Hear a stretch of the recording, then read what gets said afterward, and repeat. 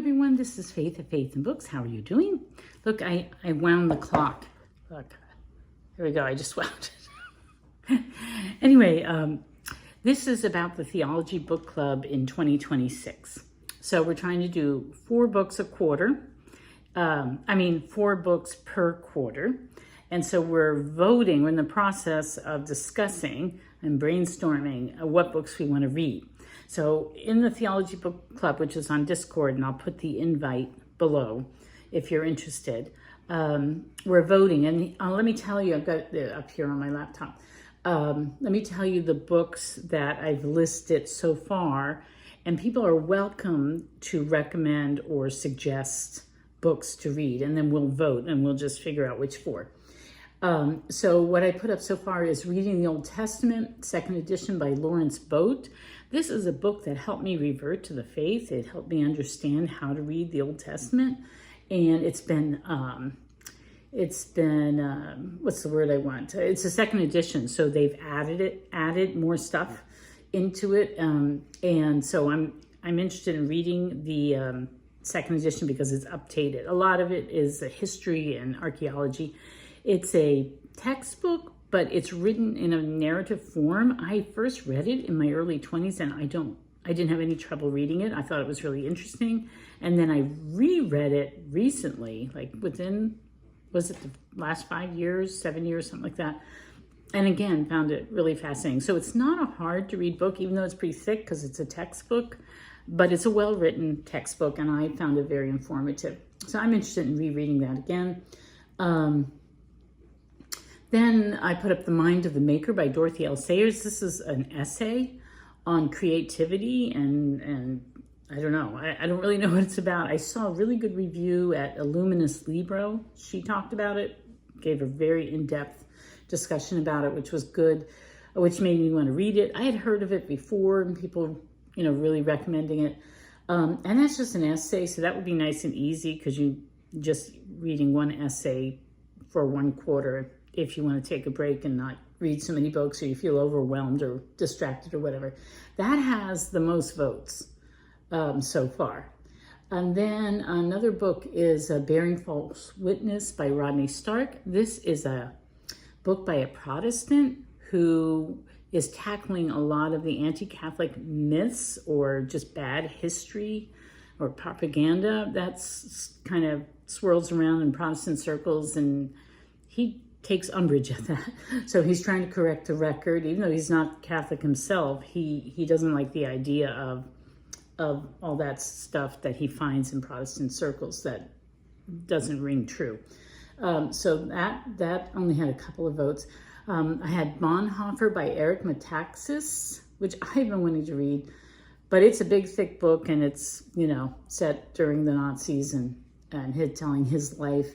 Nobody so far wants that one, but you might be interested.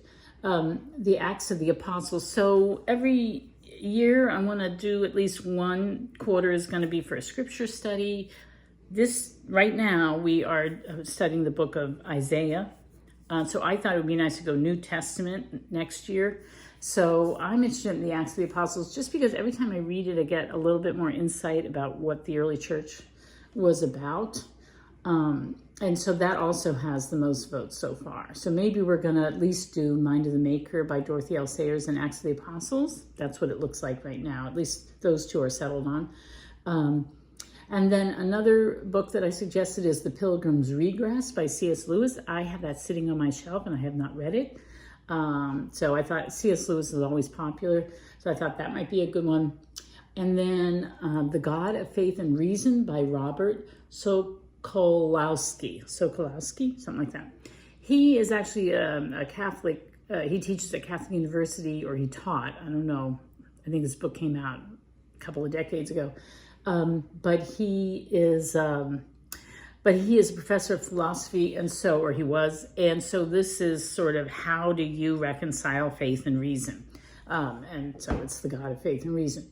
So it's theology, but it's a slim book, so maybe not too daunting. And it's written for undergraduates. And then you can suggest your own. Now, Carol has suggested a few. The Everlasting Man by G.K. Chesterton. Now, this isn't actually in the poll, but what I'm going to do is when this poll closes, I'm going to let everybody who wants to join and vote. And then we'll refine it. Things that, like, if nobody wants to read Bonhoeffer, that'll go off the list, and I'll add in new suggestions, and we'll see. Because we have time. We're deciding this for 2026. So anyway, so Carol has suggested 4 books. 3 of these are Catholic. So I only want to have like one Catholic book per year, because the whole point of this theology club is to be ecumenical, to understand each other's perspectives, try to bring unity into the Christian church. So let's see. So The Everlasting Man by G.K. Chesterton, The Light of Christ by Thomas Joseph White. That book was really important to me because I reverted to Catholicism, and then, the sexual abuse crisis happened. And that was very undermining and depressing, and I'm very angry, and I really questioned my decision to remain a Catholic. And when I read this book, it really bolstered up my faith, and I came to realize that I have to see the institute of the church, the institution, as something that is of man and corrupt and, full of depravity. But so is every other church, okay? It's not just like the Catholic Church is corrupt and full of depravity. Every other church is too.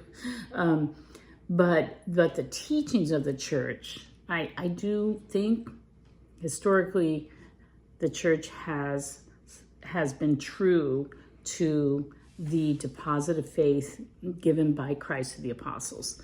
So that book really helped me kind of separate out the actions of the humans in the church versus what's been preserved and respected and reverenced that comes down to us from Christ. And then the next one is The Bible by Karen Armstrong. Now, I have to say I'm a little prejudiced against Karen Armstrong. I think she was a nun, and she left Catholicism, and now I think she considers herself a monotheist spiritualist or something like that. I think some theologians question her theology or her methods and she's a little bit of a pop theologian, but a lot of people like her. So I think she's a good author, and so it would be interesting to see things from her perspective. And that's the book, The Bible by Karen Armstrong, if I didn't say the title before. And then the last one that Carol suggested is When the Church Was Young, Voices of the Early Fathers by Marcelina D'Ambrosio. That's definitely coming from a Catholic perspective, talking about the Acts of the Apostles. About the early church, rather. I just had an idea. What if we read the Acts of the Apostles and then we did 4 different perspectives on the early church? Like, wouldn't that be kind of cool? Like a Catholic perspective and then different Protestant perspectives. That could be a really interesting way to go. And then also we've had further discussion where Carol was talking about books, because she was a Protestant and then she converted to Catholicism when she married her husband. I think she still has some questions about Catholicism, but she went to a college where they studied Martin Luther, and she recommends a couple of things. I was thinking the 3 treatises. I don't know why. It just seemed like, I don't want to read a biography of Martin Luther that isn't historically accurate, and I think that's a problem. And then also the 3 treatises seems like it's a little more approachable than the reading the something confession. I can't read it as a German confession. I don't know about these things. You can weigh in on it if you want. However, I will say reading these old theological treatises is hard. because the language is antiquated and they're talking about deep issues that we might not understand. And I do notice in the Theology book club that while we all want to be, we want to be able to read the heavy stuff, but in a book club, it doesn't really lend itself to reading high academic stuff or really arcane stuff. So what happens is people drop off. They want to read the authentic stuff and then they can't keep it up. So I question that. I don't know what to do about that. And if anybody has any suggestions, I would appreciate it. The other thing I want to read is I want to explore Calvin a little bit more, because I've heard that a lot of people are really inspired by him, even if they don't agree with conclusions that he came to. And I definitely don't agree with his predestination, and I don't think he's right in terms of penal substitution. But the same people who, they don't necessarily agree with him, but they like a lot of other stuff that he said. So his institutes, maybe, I forget the full title, the Institutes of Christian Belief or something. I'm not sure what it is, but I was thinking maybe that could be good. Roy suggested a book that sounds really good. It's The Sacramental Church, The Story of Anglo-Catholicism, that's Dorothy L. Sayers. But it's really pricey, and I do try to look for things that you can easily buy used inexpensively, or you can get online. I'd have to do more research into that, but yeah, it's really expensive. So it sounds fascinating. I would love to read it, but I don't know if it's something that lends itself to a book club. So anyway, if you might have other ideas, other things that you would like to read or reread because you found them very valuable, and if you want to join in, as I said, I'll put the invite in the discussion box, and you can join. And this particular discussion is taking place in the Theological Thoughts thread. So the way the Discord is set up is there's an introductions. Please introduce yourself if you join. And then you'll see the title of the different things we've read. And then there's a prayer request, which doesn't get used very often. And there's a prayer request thread. And then there's theological thoughts. And that's for any catch-all stuff that doesn't fit under the title of the books we're reading. Okay, so, all right. So I think that's it. It's kind of a fun process thinking of all these different books, trying to come up with different books, and trying to discern whether they're a good read for next year, and what people think about it, and how people respond. So, all right, so I will talk to you later. Happy reading, and have a good day and all that. Okay, this is just me jumping in quickly because I kept messing up the numbers when I was talking about how we read, how many books we're going to read, and all that stuff. So it's one book per quarter. And then when I talked about the idea of maybe reading the Acts of the Apostles and then different interpretations of that from different denominations, we would do 3. So we could do the Acts of the Apostles, and maybe just 2, and then finish up with The Mind of the Maker or something, because people like that book.